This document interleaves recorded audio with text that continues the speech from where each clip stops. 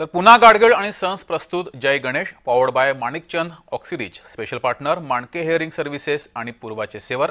तर या कार्यक्रमात आपण पुण्यातील केसरीवाडा गणेशोत्सवाचे अध्यक्ष डॉक्टर रोहित टिळक यांच्याशी खास बातचीत केलेली आहे, ती ऐकूयात। नमस्कार मंडळी, मी निलेश नातू।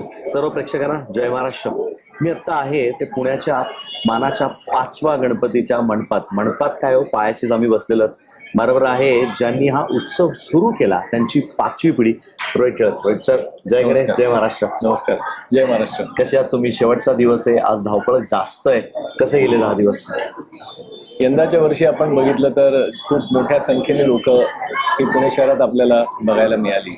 फुटफॉल हा खूप मोठा होता आणि ही पुण्याची ओळख सुद्धा आहे की गणेश उत्सव बघायला ही देशभरातनं लोक, परदेशातनं लोक ही पुणे शहरात येतात आणि खूप वाजत गाजत आनंदात आणि वेगळ्या वेगळ्या देखाव्याच्या माध्यमातून हा पूर्ण गणपती उत्सव आणि निरनिराळ्या कार्यक्रमाच्या माध्यमातून सुद्धा हा पूर्ण गणपती उत्सव पार पडलेला आपल्याला बघायला मिळतोय आणि खूप आनंदमय एक वातावरण सर्व पुणे शहरात, राज्यात, देशात आहे आणि त्या वातावरणात हा उत्सव पार पडतोय। हेच लोकमान्यांना एक अभिप्रेत असलेला गणेश उत्सव होता की सामाजिक बांधिलकी आणि सगळ्यांनी एकत्र येणं, आणि ते आपण यावेळेला खूप चांगल्या पद्धतीने आपल्या सगळ्यांना बघायला मिळालं। अगदी खरं, तुम्ही म्हणाला जे लोकमान्य अभिप्रेत होतं ते यावर्षी, यंदाच्या वर्षी कदाचित मेट्रोचा थोडाफार त्याच्यात हातभार असेल, त्यामुळे गर्दी वाढली असं झालं। मेट्रोमुळे आज लोकांना सोपंही गेलं, सगळ्या मानाच्या गणपतींचं आणि सर्वच मंडळांचं दर्शन त्यांना घेता आलं। त्यामुळे आपण बघतोय की लाखोच्या संख्येने लोक यंदाच्या वर्षी पुण्यात गणरायाचं दर्शन घ्यायला आलेले दिसत आहेत। अगदी खरं आहे, लाखोनी संख्येने लोक येतात। आज शेवटचा दिवस आहे, आज देखील तेवढीच गडबड, तेवढीच धांदल चालू आहे। येऊया थोडंसं डेकोरेशनकडे। आपल्याकडे अगदी घरगुती घरात बसतो तसा तुम्ही दरवर्षी देखावा ठेवता। ही मेघडंबरी आहे, ती सजवली जाते, त्याची यथोचित पूजा मात्र ती होते। थोडं त्याबद्दल सांगा। केसरी गणेश उत्सवची एक परंपरा राहिलेली आहे आणि लोकमान्यांनी सुद्धा जेव्हा सार्वजनिक गणेश उत्सवचं आवाहन हे लोकांना केलं होतं की एक पब्लिक फेस्टिवल म्हणून साजरा करा, तेव्हा ठिकठिकाणी पूर्ण 10 दिवस हा कार्यक्रम त्यांनी करावा आणि सांस्कृतिक कार्यक्रम, कीर्तनं, व्याख्यानं या माध्यमातून जनजागृती करावी, त्यावेळेचे सोशल इश्यूज उचलावे, सामाजिक बांधिलकी एक निर्माण व्हावी, एक ऐक्य निर्माण व्हावं आणि लोकांनी एकत्र येऊन एकमेकांना मदत करावी आणि ब्रिटिशांच्या विरुद्ध त्या निमित्ताने एक लढा सुद्धा उभा करावा, हा त्यामागचा दृष्टिकोन होता। केसरी गणेश उत्सव तीच परंपरा पुढे चालू ठेवायचा प्रयत्न करते। पूर्ण 10 दिवस इकडे सांस्कृतिक कार्यक्रम, व्याख्यानं, कीर्तनं, त्यावेळेला असलेले कुठले सोशल इश्यूज असले तर ते उचलले जातात। त्यामुळे डेकोरेशन पेक्षा हे कार्यक्रम हेच आमचा हा उत्सव असतो आणि सामाजिक कार्य हाच आमचा उत्सव असतो आणि फक्त 10 दिवस मर्यादित नाही राहून पूर्ण वर्षभर काही ना काहीतरी उपक्रम हे गणेश उत्सवच्या मार्फत केले जातात। आणि आपण जर का बघितलं तर गेले अनेक वर्ष सर्वच मंडळं आता फक्त 10 दिवसांपुरती मर्यादित राहिलेली नाहीयेत, पूर्ण वर्षभर ते लोकांच्या मदतीला धावून आलेत। कोविड सारख्या काळात सुद्धा आपण बघितलं तर गणपती मंडळाचे कार्यकर्ते रस्त्यावर होते, जीवाची पर्वा न करता। त्यामुळे हे एक जे ऐक्य आहे आणि लोकांना काय म्हणायचे की सामाजिक कार्य हेच देवकार्य, त्यामुळे तुम्ही समाजाला जे काय लागतं सामाजिक कार्यात तुम्ही सहभागी होत राहा, म्हणजे आपोआप देवाची सेवा होते। ती परंपरा, धोरण हे केसरी गणेश उत्सवचं राहिलेलं आहे। यंदाच्या वर्षी फक्त आम्ही सांस्कृतिक कार्यक्रम ठेवले नाही। डॉक्टर दीपक टिळक यांचं 16 जुलैला निधन झाल्यामुळे, पण हे मात्र कायम घरी बोललं जायचं किंवा सांगितलं जायचं की हा फक्त साजरा करण्याकरताचा उत्सव नाहीये, पण ही एक चळवळ आहे, याच्या मागे खूप लोकांचं बलिदान आहे आणि काही ऐतिहासिक कारणाकरता ही उभी केलेली चळवळ होती। त्यामुळे ही चळवळ कुठे थांबता कामा नये, म्हणून प्राण प्रतिष्ठा आणि उत्सव आम्ही करायचा ठरवला। फक्त सांस्कृतिक कार्यक्रम केला नाही, पण सामाजिक कार्यक्रम, स्पर्धा हे केसरी गणेश उत्सवच्या माध्यमातून यंदाच्या वर्षी सुद्धा झाली। एक मोठी गोष्ट मित्रांनो लक्षात घ्यायला पाहिजे, स्वतः इथे घरामध्ये कोणाचं दुःखद निधन झालं असताना देखील तुम्ही आज गणपती बसवताय, त्याची यथोचित पूजा करताय, ही खूप मोठी गोष्ट आहे। एक सुतक असं म्हणून म्हटलं जातं, पण त्याकडे नाही बघता जी लोकमान्यांनी चळवळ म्हणून सुरू केलं होतं तसंच तुम्ही पाहता याच्याकडे? निश्चितपणे, कारण या निमित्ताने लोक एकत्र येतात। आपण जर का बघितलं तर 140 कोटीपेक्षा जास्त लोकसंख्या असलेला आपला भारत देश, तो एकत्र या धार्मिक उत्सवाच्या माध्यमातूनच राहतो. त्या निमित्ताने सगळे एकत्र येतात. सर्व आपापसातले मतभेद, जाती धर्माचा काही संबंध नसतो. बरोबर. आणि सर्व जाती धर्माची लोकही एकत्र येतात. त्यावेळेला सुद्धा जमाबंदीच्या कायद्यामुळे हा उत्सव चालू झाला होता. अनेक रूढी परंपरा होत्या. हिंदू मुस्लिम रिलिजियस डिवाइड्स होते, इलिटरसी होती, upper caste lower caste barriers होते, अनेकांना देवळात जाऊन द्यायचे नाही. आणि अशा वेळेला धार्मिक उत्सवाच्या माध्यमातून जनजागृती करावी आणि स्वराज्याच्या लढ्यात अजून ती एक ज्वाला पेटवण्याकरता छत्रपती शिवाजी महाराजांचा सुद्धा उत्सव त्यांनी एक सगळ्यांना आवाहन केलं की तो एक पब्लिक फेस्टिवल सार्वजनिक रूपात साजरी करा, चौकात साजरी करा.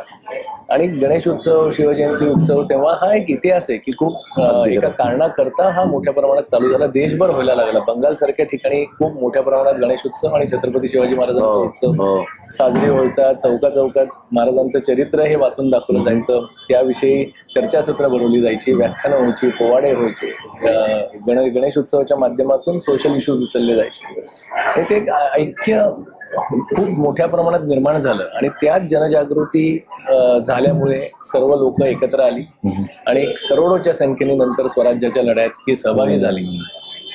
छत्रपती शिवाजी महाराजांना आपण आपलं दैवत म्हणतो, तर त्यांच्यासारखं तुम्ही सुद्धा स्वराज्याकरता सगळे त्यात सामील व्हा, हे खूप मोठा मेसेज त्या माध्यमातून द्यायचा लोकमान्यांनी प्रयत्न केला होता. त्याचं द्योतक म्हणून आपण पाहतो की यंदाच्या वर्षी तेवढ्याच थाटामाटात हा उत्सव तुम्ही इथे चालू ठेवलेला आहे. येऊयात शेवटच्या दिवसाकडे. खूप महत्त्वाचा विषय.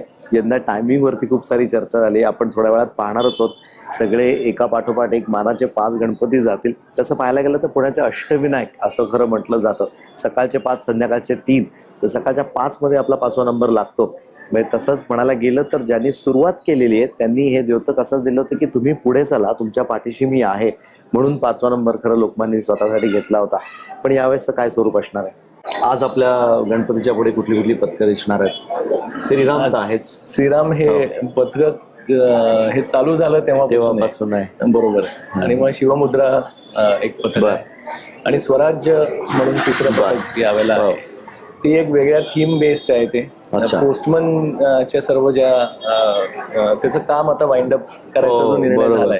आता आदर्श निघालाय की पोस्ट पेट्या देखील काढून द्यायच्या. हा, म्हणजे ते बऱ्यापैकी काम वाइंड अप करायचं किंवा निर्णय झालेला आहे. बरोबर.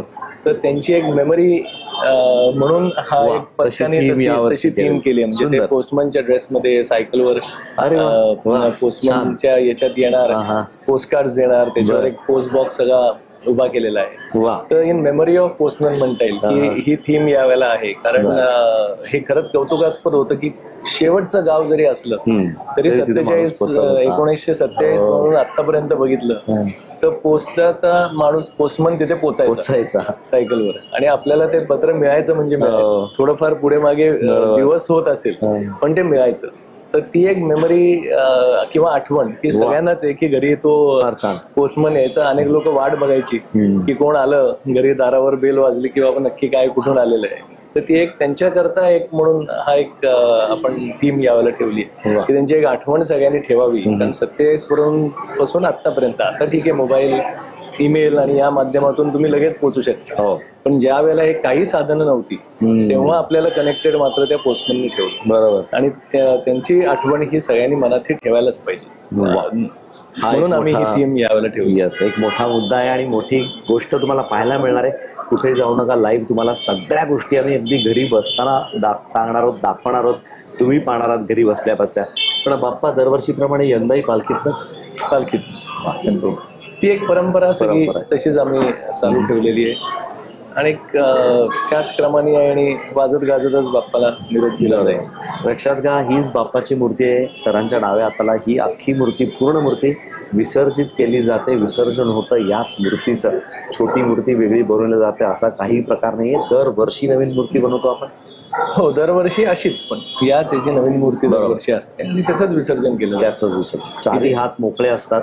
हे खूप महत्वाची गोष्ट आहे. आणि ज्या पद्धतीने बसली आहे, ज्या आसनात बसली आहे तशाच पद्धतीची मूर्ती ही दरवर्षी असते.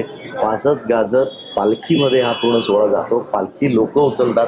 कुठल्याही प्रकारचं ऑटोमॅशन नसतं किंवा स्टँड्स नसतात. नाही, ट्रकवर आता आणताना आपण आणताना लोक उचलून आणतात. सुरुवातीची पहिली मिरवणूक आपण खांद्यावर उचलून आणतो, पण नंतर आपण पालखीतच पण ती ट्रकवर ठेवतो, कारण 8 तास ती मिरवणूक असते आणि ते ट्रकवर गर्दी खूप असते आणि लोकांना दिसेल देखील, जेवढी वरती ती दिसते आणि गर्दी खूप असते त्याच्यात, ते बघितलंही जातं आणि कुठेही काही विटंबना होण्याचे चान्सेस एवढे नसतात, कारण नंतर खूपच गर्दी होते. त्याच्यावर लोक दर्शनी घेऊ शकतात, दिसतं सुद्धा. अगदी. त्यामुळे आम्ही राखलं पाहिजे त्याचं. त्यामुळे मिरवणुकीला शेवटी आजपर्यंत ट्रकवरच आणलेली. बरोबर.